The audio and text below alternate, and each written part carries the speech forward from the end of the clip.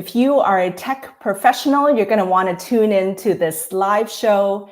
Join us as we give you a sneak peek into some of the speakers that will be at InnoTech Austin Conference on April 30th. We're going to cover all sorts of topics like cybersecurity, technology, AI, community building, as well as some of the great associations in Austin. So let's start the countdown.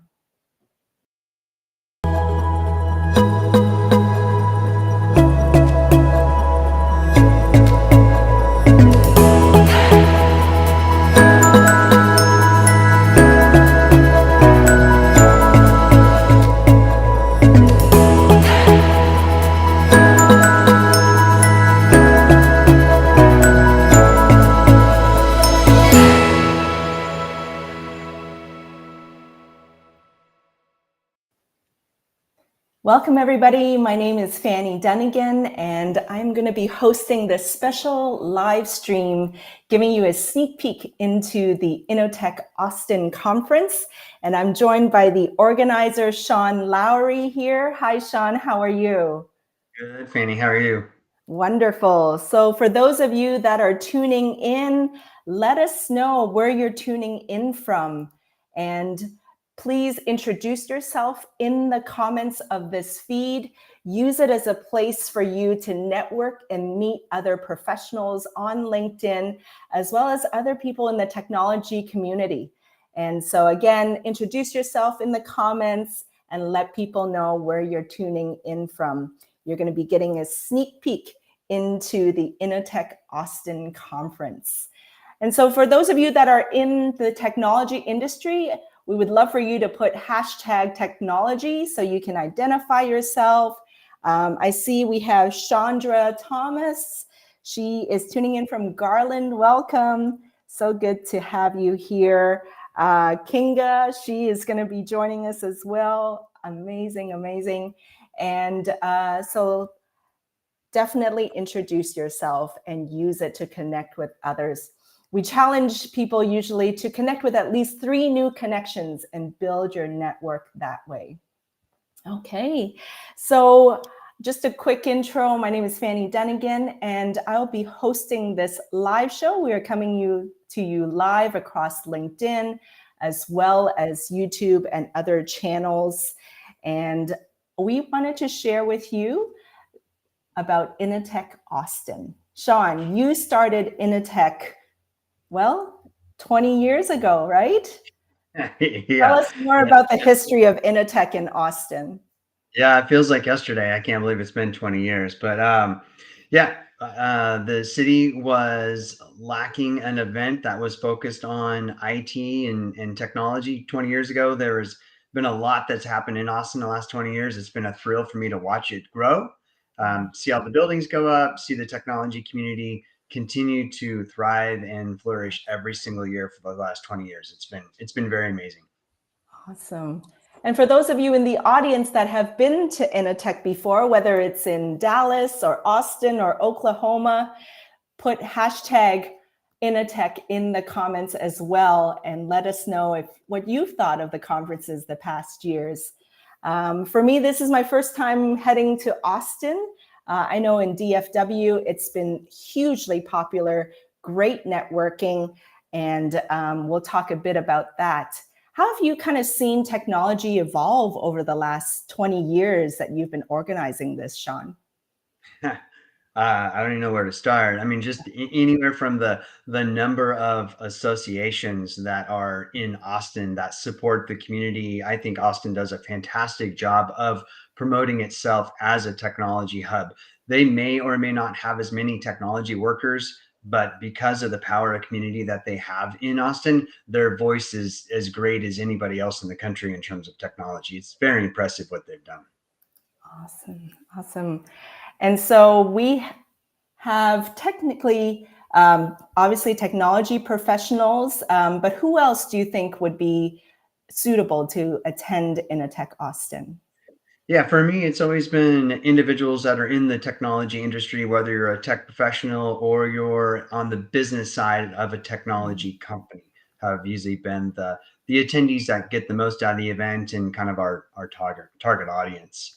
I think about 10 years ago with the event, we started the Women in Tech Summit that we'll talk a little bit about now. And I'm happy to say that of the 70 speakers, 33 of them are female, are women speakers. So we've really Amazing. worked hard with the help of the Austin Women in Technology to make sure that we have a diverse speaker crowd. There'll be 300 women that are registered just for the Women in Oh, Tech themselves. So it's just a great fun program. I love to hear that and be able to see that, right? Seeing that Yes, all those attendees. That's amazing. So yes. we wanted to do a little flashback to 2008. Tee up this video, Sean. Tell us what we're going to be seeing. This was just a promo video we did way back when with a couple of great individuals that were part of our advisory council. They're still friends today. I think Sam that you'll see just had his birthday yesterday, and he's retired. Obviously, a lot of people in Austin know Worley, and they'll remember Alicia from the Austin Technology Council a number of years ago as well. So.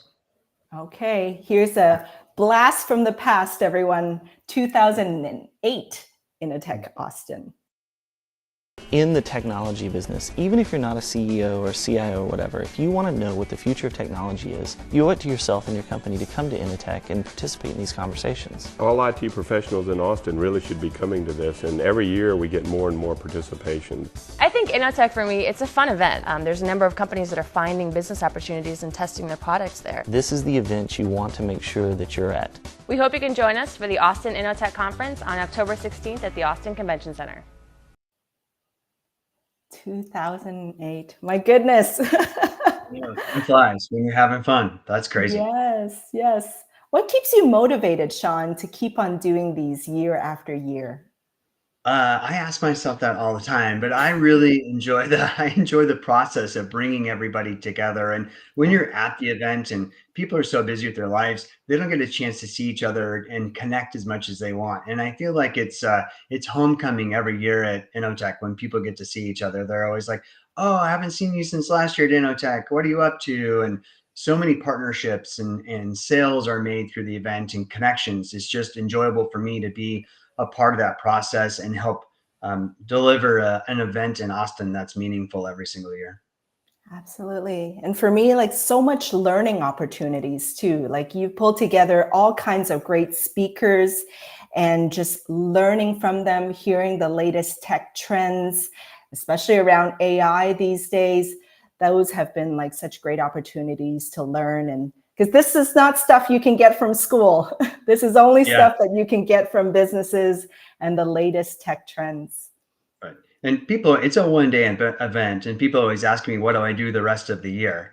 And I have to laugh because it takes like 5 months of planning and phone calls and emails and harassment to bring all these associations together, all the speakers together, and the planning. So it does take a bit of work to make this one-day event happen. It's almost like a wedding, right? You do all this work, Yes. the wedding happens, and You then got to you're invite on your everybody. back to your life the next day, and off you go. Awesome. Okay, well, thank you, Sean. We'll bring Yes. you back on. But now we want to feature some of the guests that will be speaking at InnoTech. So let's bring them on now. Okay, our first guest that we want to feature here is Heather Gantt Evans. She is the CISO at Marqeta, as well as one of the leaders at Cybersecurity Austin chapter. Heather, welcome. How are you? I'm doing well. Thank you so much for having me. Absolutely. Tell our audience a bit about yourself. Yeah, well, I'm based in Austin. I'm currently the CISO of Marqeta, where I'm responsible for all corporate and product security. Prior to being at Marqeta, I was a SailPoint, an Austin-based technology provider in the identity security space, and was also their chief information security officer. And then prior to that, I did a few different things. It's always a windy path, right? So I was at the Home Depot, where I led all security operations and engineering in a deputy CISO capacity. And then prior to that, I spent 5 years at Ernst & Young consulting various Fortune 100s on their cybersecurity transformations, and was in the military ecosystem before that. I spent time in the U.S. Army Reserves as an all-source threat intelligence analyst. And at the same time, I'm government contracted for Air Force Cyber Command. Wow. Quite the repertoire. That's amazing, Heather. Tell us a bit about the panel that you'll be talking on. Yeah, so the panel is Building Resilient Organizations, Effective Cybersecurity Practices for Businesses. One of the cybersecurity topics that we're going to be addressing on the panel is actually covering third-party security. Given the connected ecosystem of third parties required to run a business today, we all impact each other's overall resilience and must maintain strong cybersecurity hygiene. So I'm excited to touch on that in the panel. Awesome. Strong cybersecurity hygiene. Oh, I like that. Tell us just a little bit more about what that means. Sure, there's some table stakes when it comes to cybersecurity, and things like having MFA, having a strong perimeter protection, having endpoint security in place, having strong email security features. All of these things are table stakes that help us be compliant and also protect the organization. What are some of the kind of common and top challenges that you see businesses facing around cybersecurity? Yeah, so one of the top challenges that I really see is around resilience. So we're always preparing for or protecting against the if, so to speak, right? Putting all these controls in case something happens, right? But not enough preparation goes into for the when something bad does really happen. And so thinking backwards from the day something bad does happen and seeing what all you can do to prepare for that to make life easier, then I think is a really big area we need to spend more time in. I also see a lack of diversity as a challenge for cybersecurity for organizations. Diversity matters in the fight to combat the evolving cyber risks today and in the future. And we have to do better at attracting, training, and retaining diverse talent to ensure we're able to produce the best strategies with the most diversity of thought. Amazing. Well, speaking of diversity, you're part of Cybersecurity Austin chapter. You're one of the leaders there. Tell us about that association. Yeah, so Cybersecurity is a 501c3 focused on the consistent representation of women, underrepresented communities, and all veterans in the cybersecurity industry through programs designed to diversify, educate, and empower. It's a national nonprofit with several chapters across the country, and it started off in the Bay Area and is sponsored heavily by various technology companies that you can learn more about on our website, cybersecurity.org. So for you personally, why does it mean so much to be involved in an association like that, Heather? Yeah, I think I've always viewed cybersecurity as a field as a great equalizer, meaning I feel like it's a level playing field for anybody that wants to have opportunity. I've met so many people that have come from disadvantaged backgrounds. I myself came from a small town and dealt with addicted parents, and I've met so many people with non-traditional backgrounds, like coming from being a teacher or coming from being in health sciences, working in a lab. I myself have an undergrad in sociology. I just love how there's so much opportunity for anybody. And I feel like there's not enough awareness about the various career paths and the places of belonging for anybody in cybersecurity. So often we think of cybersecurity as just the hacker on the TV show or the movie, and that can be really intimidating, right? And seems to be one persona, but there's room for everybody in cybersecurity. So getting that out is really important. I'm curious, if you were to go and speak to, let's say, a group of college students or even high school students, kind of exploring or looking at paths that they can take in cybersecurity, what piece of advice would you give them? Oh my goodness. Reach out to anybody in cybersecurity on LinkedIn, because I can guarantee you anybody that's passionate is excited to share those passions. Reach out to me. I'll tell you about cybersecurity. Also, there's a lot of different resources out there that help articulate the various job paths in cybersecurity. And then, of course, Cyversity membership is a great way to learn more about cybersecurity. We have Cyversity membership for as low as $20 a month for students, or $20 per year for students. So that's for the whole year.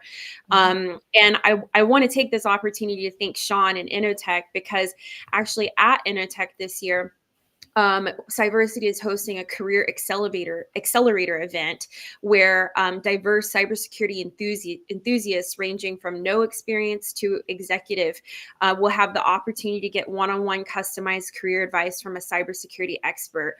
We'll have cybersecurity executive recruiters, cloud and product security experts, university professors, and a range of other experts to meet everyone's needs, no matter where they're starting in their cybersecurity interests.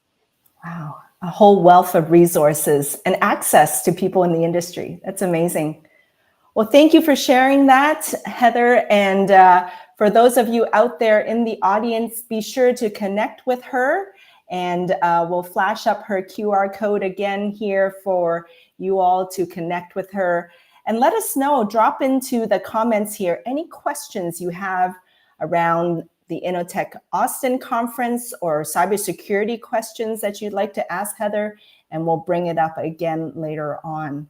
So thank you, Heather. Appreciate that sneak peek. Thank you. Okay, and now we want to bring on our next speaker, Emily Gupton. Welcome, Emily. How are you? Doing so great. How are you? Wonderful, wonderful. Emily is the Chief Operations Officer at FOLIO, and she is also the Director of Sponsorships and Partnerships at Austin Women in Technology, helping to organize a big part of the Austin Women in Tech Summit that's part of InnoTech. So you have a full slate of duties, Emily. Yeah, Tell us more. For sure. It takes a village. So I have been in Austin for about 5 years, came here to work at a company and ended up branching off with my CEO and building technology for the commercial real estate and furniture industry. So I'm really passionate about Austin and the community and the support system that it has here for startup founders and women and all people in technology. Austin really is a special place.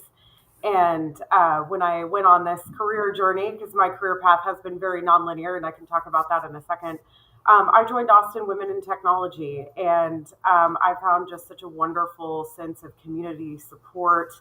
Other women who are on different career paths, whether in deeply technical roles, sales, design, the whole gamut through Austin Women in Technology, and also our community partners like Jay with the Austin Forum, who will be up next. Are really, really special and have just made my career journey so wonderful. Prior to this, I spent about a decade in outpatient radiology and medical in Dallas. And then from there went into commercial construction and furniture in a variety of roles. And now here we are in technology land. So it's been a lot of fun. Tell us a little bit about like how Austin Women in Tech got started. Oh, wow. Okay. So we're a grassroots Austin 501c3 nonprofit, been around for over 20 years. So started out as a really small organization of women. And I'm actually lucky enough to know some of the first women who joined Austin Women in Technology when it was first founded. They're still here in Austin. And, that was a very different time 23 years ago. And it grew and really did a lot through COVID. I think we went to 2 programming events virtually a month and just came out of COVID and grew tremendously. So we have a wonderful board and we're a fully volunteer run organization and are very passionate about our members. We have over 650 members active today. And we really work to, our 4 core values are connect, grow, learn, and lead. And so we really want to help women in their career, whether they're transitioning into technology in a variety of roles, already in technology, looking for a mentor, the next step in their career path. We're really here to help empower women to be their best selves. So I'm very passionate about what we do, and we partner with a lot of organizations. So InnoTech, so grateful for Sean and the team. I think we've been partnering for 10 years as Austin Women in Technology, helping to program the Women's Summit. And super excited to say that this year we have almost 50% female speakers, which I think Sean mentioned earlier, which is so exciting. So we've been able to provide female speakers in more technical panels, and also in our Women's Summit, which is more like thought leadership and career advancement and things like that. So excited to be involved in InnoTech. And the Women Tech Summit sold out, right? Whoop, whoop. Yes. Yes. So yes, registration is closed for that, but we're thrilled to be involved in that, and I just can't wait to hear the women in the Women's Summit and others talk, and then also the technical panels, like Heather's panel is one that we've endorsed as a Women in Tech technical panel, even though they're not in our ballroom. What does that mean to you, Emily, being able to see so many female leaders in tech having that visibility and being able to have them speak on the variety of topics that will be at InnoTech? Yeah, it's I am so passionate about equity for everyone, and so I'm thrilled that we have almost 50% female representation speaking and moderating at InnoTech.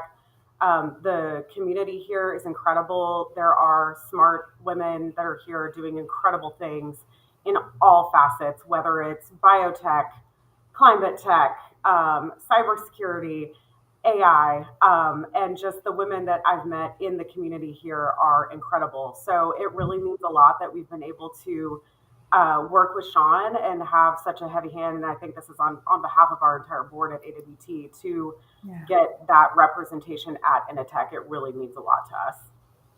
Now, you mentioned the word community a lot of times, Emily. Like, what does the power of community mean to you? Oh, man. Well, I am speaking on a panel about that topic, along with Tom Singer from the Austin Technology Council, who is one of our community partners for Austin Women in Technology, Leslie Robinson with the IANA Foundation, which is new and launched, and they have a great story about community, and Venus with the Inclusion Plus Institute and Safe Space Plus, who is also a community partner. So for me, community is, for my experience, groups and people that show up to support one another and make Austin and the ecosystem a better place. Really, Austin is so special in that the community that's here, people come here and they're like, how can I help you?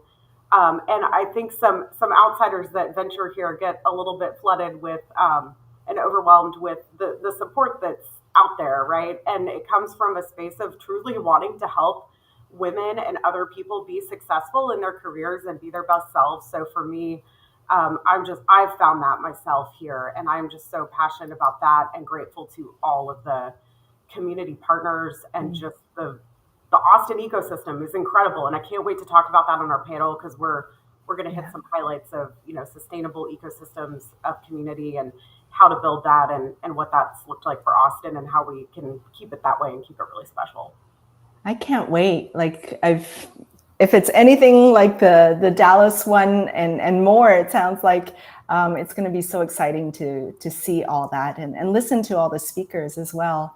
So now, Emily, for those in the audience, tell us how people can get involved with Austin Women in Technology. Yeah, so there are a lot of ways. Of course, would love for anyone to become a member. So we are not exclusive just to women. So we accept all genders as long as you support women advancing their careers and themselves. So we welcome allies as well. We've even had male board members in the past.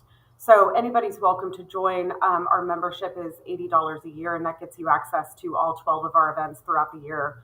We have a Slack channel, get some AWT swag. You can look at our community partner events calendar, where we post things from groups like the Austin Forum, Austin Technology Council, and many others. Hopefully Cybersecurity soon, plug there for Heather.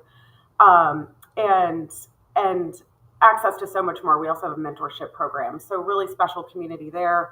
We have discounted membership for students as well. So we're really trying to pull in those in coming out of college to learn about networking and how that's impactful and important on their career journey. And then, of course, we're a volunteer-run org, so we're always looking for sponsors. And so if you align with our values to connect, grow, learn, and lead females in the community and in the tech space, we would love to have a conversation about sponsorship. And that looks like a variety of things. Happy to share information with anybody who's interested there.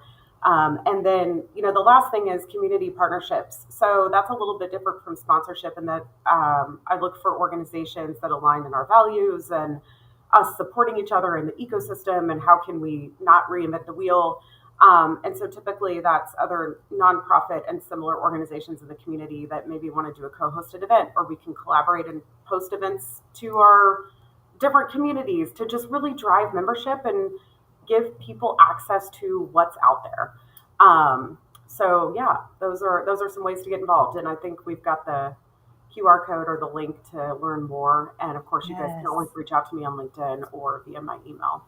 Yeah, so let's flash that up just as a reminder. Austin Women in Technology, lots of ways to get involved, awtaustin.org. So be sure to check that out for those of you in the audience that are interested.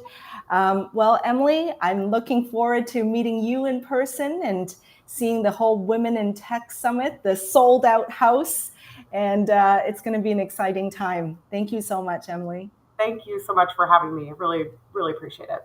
Absolutely. Okay, and so as you can see, it takes a village, and we want to give a shout out to one of the sponsors of InnoTech Austin, the HT Group. So let's play that now.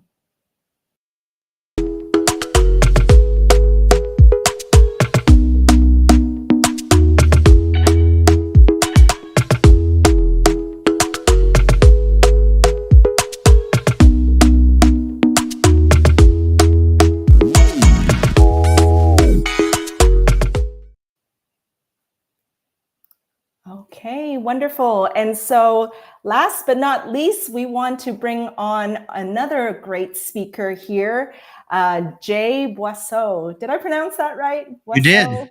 Okay, French. He is the CEO of Vizias, as well as the Executive Director of Austin Forum on Technology and Society, as well as the founder of Austin AI Alliance. You wear many hats, Jay. Tell us about them. Well, Vizias is the day job, and that is a high-performance computing and artificial intelligence. You can think of it as a consultancy. We work on strategic plans and solution design. We can help with implementation plans. We also do a lot of training and workforce development. In fact, we have an AI class that we're teaching next week. Austin Forum on Technology and Society is a nonprofit, open to all, has many great annual partners, and we cover lots of diverse technology topics in that, many different ways, a huge event every month, some smaller events every month, a podcast series, a Slack community workspace, et cetera. And that's all about establishing a community, which the word has been used a lot today, to help each other connect and learn. And we all know knowledge grows exponentially, but time passes linearly. So how do you keep up? Community is an important way in doing that. Hearing from people, learning from people, making sure to elevate your own understanding of different technologies and how they interface with each other, how they impact society through community. And that's what Austin Forum on Technology and Society is about. The new Austin AI Alliance is a very AI-focused activity that is very friendly to private sector as well as public sector. And it's all about extending the capabilities of AI, accelerating the adoption and positive impacts of AI, and being careful about the negative impacts, being thoughtful and making sure that while not slowing down, we are being very thoughtful about the challenges and making sure that AI is fair and ethical and inclusive and has positive social impact. So yeah, those three activities keep me pretty busy. I bet, yeah. Now, Jay, you're going to be doing the opening keynote. The AI era is just beginning and more big transformations are coming soon. What is the significance of that? Tell us a bit more about this topic that you'll be exploring? Sure. So my partner, Dr. Luke Wilson, and he's co-owner of Vizias as well, and also on the board of Austin AI Alliance and helps with Austin Forum as well. So he's also very busy. He and I will be doing a duet conversation presentation, and we will, of course, talk about AI because it's first and foremost in everybody's mind right now. How can their company or organization use it? How can they sharpen their own skills with it? How is it going to impact the workforce? How is it going to impact culture and society and so on? So that'll be a large part of what we talk about. But we don't want to lose sight of the fact that there's multiple interesting technology transformations that are going to happen this decade. And you should be aware of all of them in your business, in your organization, in your school, in your daily life. And so we'll talk about a few other things. We'll briefly talk about synthetic biology, which doesn't get as much attention right now as AI, but as much as AI may help us create a super intelligence someday, it's synthetic biology that will help us perhaps be superhuman versions of ourselves, longer lifespans and health spans, fewer health worries, better capabilities and such. So synthetic biology is really growing in importance, and there's a strong interplay with AI as well. Quantum computing is another technology that's in the news a lot lately. It's still very early days in quantum computing. We're not going to overpromise anything in our keynote, but we're seeing the beginning of people finding what they think will be commercial advantage and quantum value and other terms like that that mean it's not just real, but it's getting close to being real enough to perhaps offer some advantage in innovation. So we'll mention that as well and talk a little bit about that. We'll probably then talk about a couple of other things very quickly, like all of the various neurotech technologies that also purport to perhaps leverage AI and humans together in interesting ways. Early days for those technologies as well, but moving very fast. And maybe also the spatial web, another place that AI has a role. The mapping of the physical and digital worlds together and embedding artificial intelligence throughout the physical world so that you can create not just digital twins, which is powerful in and of itself, but truly autonomous environments and spaces that can react in real time to stresses and challenges, to the presence of humans, et cetera. So there's a lot of really interesting tech transformations that we're on the cusp of, and some of them seem pretty far out, and a few might still be a few years out, but it's time for all of these to start paying attention now. Awesome. I mean, these are terms that, even 5 years ago, we probably wouldn't have heard about them or even learned about them. As these kind of come up into our latest things and latest news, what concerns you, Jay, about AI? Well, the big concern, and we're actually going to discuss it in the next Austin Forum monthly event in May, is disinformation. There's been disinformation as long as there's been people with different agendas and the ability to communicate, right? People have lied or shared propaganda or done things like that. The World Wide Web and social media platforms gave more people a greater opportunity to spread disinformation. Smartphones then made it possible for more people to access the World Wide Web and these social media platforms, in which case they can create and spread disinformation. And that specifically is incorrect information for negative purposes. Now AI really ups the ante, whereas it's not a means of spreading it, it's a means of creating more compelling disinformation. We can create text and people tend to believe what they read.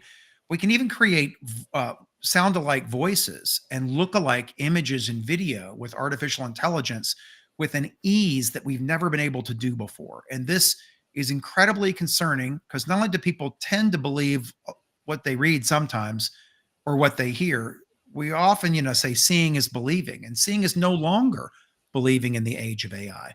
So we have to be aware of the fact that people are going to use disinformation augmented by AI for some negative purposes. And I'm all in on AI and pro AI, but that is the one concern I have. And can we keep up with the advances in technologies for validating information, for verifying information, for authenticating its source and its transmission unchanged between the sender and the receiver? So there's a lot of things that we need to think about very carefully as we make it easier and easier to fool people. we've got to make it easier and easier to get to the truth. Yeah. Man's search for truth these days, right? Well, and trying to keep up with all of it, right? And I think a big part of it is the community that you've built through Austin Forum, as well as your AI Alliance. Tell us about some of the resources that people can expect from joining associations like that, or learning about things like that. Sure. Well, the Austin Forum on Technology and Society covers all technologies, all the ones that I just mentioned, and cybersecurity and blockchain and drones and space tech and climate tech. And it's meant no one can be an expert in everything, but all of these technologies are important, and they have some interplay into how they will affect your lives directly or indirectly, culture and society, politics and government, national security, and of course, your workplace and business effectiveness and such. And so we provide a place for people to come and learn about these different technologies throughout the year and meet people who may also be learning about them, but may be experts in them as well. Not just the presenters, but other attendees that come as well. And so it makes it an easy way to learn from other people, including experts, about all of these technologies. And we also even deliver the content in multiple formats. We have in-person events. Tonight, we have an online event. It's a discussion of the history of natural intelligence, of human intelligence, and how that may offer keys to enhancing artificial intelligence and solve some of the problems we haven't solved in artificial intelligence yet. So we have these online events, we have these in-person events, we have some that are hybrid events, we have a podcast. So we make, and almost all of this is free. We occasionally have an event with a small charge just to cover the facility, but almost all of the events are free, open to everybody. We encourage people to come in person, connect online, et cetera. And we make it easier for people to learn and about all these technologies, and easier to connect with people they may want as mentors, as partners, as collaborators, as customers. The Austin AI Alliance is very pragmatic and focused, whereas the forum covers all these technologies and is primarily about learning and connecting. The Austin AI Alliance definitely has those aspects, but it will have a strong sense of doing projects, doing collaborative projects, working together on things, be it open source code projects, be it application projects to actually integrate AI into real world problems, including some with social impact objectives and such. So it's a new organization. It's a 501c6 consortium, which makes it very friendly to the private sector as well, which is, of course, a huge private sector in AI here in Austin and nationally and globally. And so we want people to become part of that if they're AI professionals. It is primarily for AI professionals or AI end users. If you just want to come learn about AI, but maybe not engaged, the Austin Forum content on that topic is as good a place as any to get it. But if you really want to start diving in, you might also come to the Austin AI Alliance events. And we actually have an open meeting. It's an in-person only meeting. It's not streamed, but it's tomorrow night as well. So it's at the Capitol Factory in Austin, Texas at 6 o'clock, and it's completely open. We're beginning to publish our membership procedures and things like that for now, to define them and publish them. And so it's the early days to influence an organization that I think will be hopefully the connective tissue in AI and Austin, not meant to oversee anyone, but really a rising tides model to lift up all AI efforts, private and public, educational, nonprofit, classes, meetup groups, anything from the largest global companies to the most informal meetup groups can benefit by connecting with this group and having it elevate their efforts. Yeah, I mean, as I'm listening to you, Jay, it really reinforces, I think, that we cannot learn a lot of this in school anymore. It's not like you go to school, you learn something, and then you make a profession out of it. These days, all the latest news and things are from your peers and businesses and joining associations like that. How do you think like the future of education and training around all these latest tech and AI is going to look like? Well, I heard a few years ago, various folks saying that they learned a lot of what they needed to learn on YouTube, because it's very easy for an expert to publish a video on YouTube that explains a concept. Now, that doesn't mean it's always vetted to be great quality content or such, but it is a good place to go and learn things. Well, now in the era of generative AI, these chatbots are becoming very good places to learn about concepts and to reinforce your learning and to ask iterative questions. So I really hope that everybody is using chatbots constructively while aware of their weaknesses, and they are not perfect by the very nature of how large language models and generative AI in general are created. They are very, very useful for learning. And that's one of their greatest strengths to me. And in fact, there's even an audio interface for Chat GPT, the paid version, where you can just talk to it. Like in the movie Her, put your AirPods in and just talk to it back and forth and have it teach you and explain things to you. That is very powerful. I don't think most people are using it as a mentor all day long, but it is a very powerful way to do it. And of course, it's saving text transcripts. So you can have it, you can then later go and copy that into to-do lists and documents and things like that. So I think as useful as these generative AI tools are for work and for creativity and for play, they're going to be really useful for learning. And of course, those tools are learning as well. Just the last week, we've seen announcements about other versions of these large language models coming out. I look forward to seeing what comes after the current methods of generative AI as well, that incorporates more rules and into the way that they currently do prediction of the next token and so forth. But they are very powerful even right now, and especially for learning new concepts and trying to keep up. The only part of that they're not particularly good at is if you and I publish something tomorrow, it won't have been embedded into the model.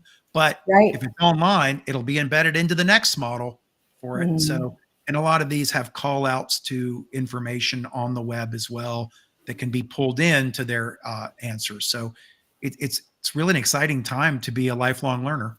It is. It is. And like, well, for those of you out there in the audience, whether it's going through these different associations, connecting with our speakers, who I am about to bring everyone back on here so that we can answer any audience questions as well.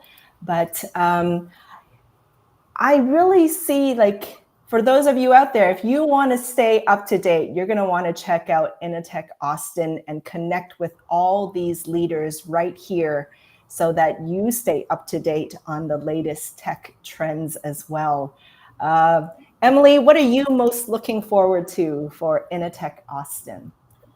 I'm really excited to see the community and camaraderie at the Women's Summit. It's so wonderful to watch everyone interact. I think this is my third or fourth year going to InnoTech, and it's amazing to watch everybody make connections and build friendships, relationships. And so I'm really excited to be part of that experience and to see everybody else who's so wonderful that's going to be speaking throughout the conference. And what do you want to learn? Oh, man. All the things. Oh gosh, I'm moderating the climate tech panel, and I'm really excited about that because that's an area that I don't know much about, but I am certainly learning. So really excited to be engaged in that. Awesome. Heather, what about you? What are you looking forward to at InnoTech?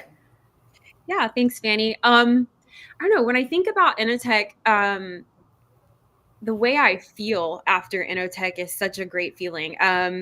It's such this sense of community, and the conference itself. I feel like I always learn something, and this particular InnoTech, I'm really excited to give back with the Cybersecurity Career Accelerator event and meet a lot of people interested in advancing or starting their career in cybersecurity. And so, yeah, it's just, I always leave InnoTech feeling energized and like I learned something and like I have a better sense of community. And for you, what do you think is the next step for your learning and interests? Yeah, I'm actually really hoping to catch some of the AI talk tracks. So I really enjoy listening to Jay and all he does in the community for that reason, because AI is something we're all paying close attention to. Absolutely. What about you, Jay? How do you stay up to date, and what are you hoping to learn at InnoTech? I've never been to InnoTech before, so I'm excited about going to my first one and meeting all of these, intelligent people discussing. I mean, it sounds like a conference that the Austin Forum should have been going to for years because it covers so many different things. So it's right up my alley. I can't wait to learn about all these different topics. Like Emily said, she's moderating a panel on climate tech. And that is our topic for July for the Austin Forum. And yet I feel like it's an area that I don't know a lot about. So I'm hopeful before I have these experts speak in July, I'm hopeful to shore up some of my own understanding of the latest in some of these climate and sustainability technologies. Likewise, I'm actually really looking forward to hearing Heather speak because cybersecurity is one of those areas I've always been fascinated by. I watch every hacker movie and whatnot and say, gosh, one day I wish I was an expert in all of that and whatnot, but I absolutely am not. And AI is creating new threats of cybersecurity directly and indirectly. It's being used as a tool in cybersecurity attacks and in defenses. And so that's pretty cool right there.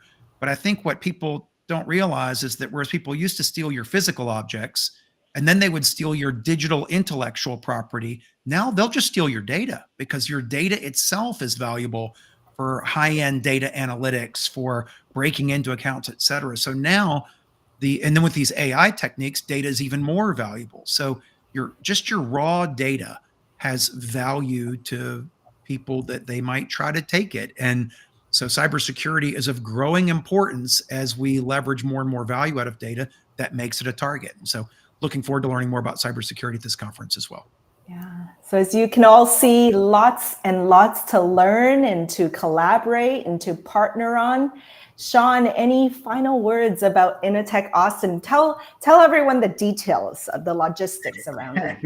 Well, I mean, these are just three of the so many smart, amazing people that we're going to have at the event. It's truly, by the end of the day, most people are just exhausted from talking, learning, just being a part of the program. So I'm truly excited to bring everybody together for the day, getting a chance to say hi to all my old friends there in Austin and to meet new ones. I appreciate Emily's involvement in bringing Jay to the event.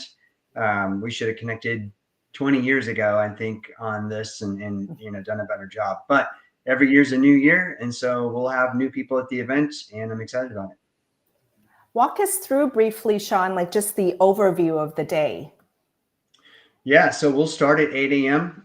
With Jay and Luke's presentation. I know that there can be traffic in Austin, so we'll start serving coffee about 7:30. So you can get there, find a parking space early downtown before all the craziness starts. At 9, the expo opens, so we'll have about 50 different companies that are both regional and local that will be there demoing their technologies, or other associations that are there just talking about how they're a part of the community. And then we'll have breakout sessions happening from 9:30 throughout the day until 4:20 4:20, of course, until about 4:15, 4:20. And then we'll be happy hours at 2:45. We've got lunches, lots of coffee. So there's lots of food and drink to keep people energized and excited all day long as well. And the event will close about 4:30, and we'll start working on 2025 after that. You got to have some time to celebrate, Sean. Yeah, absolutely. We will, starting at 4:30. Awesome. Well, for everyone out there, be sure to connect with Jay, Heather, Emily, as well as Sean. Let's pull up some of those URLs. Austin Forum on Technology and Society. So be sure to follow that, as well as the Austin Women in Technology group. There's the URL there. And Cybersecurity Austin chapter. So many great resources here, as well as the conference itself, InnoTechAustin.com. And so for everyone out there, we will see you in Austin on April 30th at the 1 week from today. Yes, Austin Convention Center, right, Sean? That's right. Austin Got Convention it. Center. Plenty of parking. Okay. Plenty of parking. Plenty of parking. Well, thank you, Jay. Thank you, Heather. Thank you, Emily. Thanks for giving us a sneak peek into the conference and your talks. And thank you, Sean. We will see everyone in Austin. Bye for now. Thanks. Thank you. Awesome.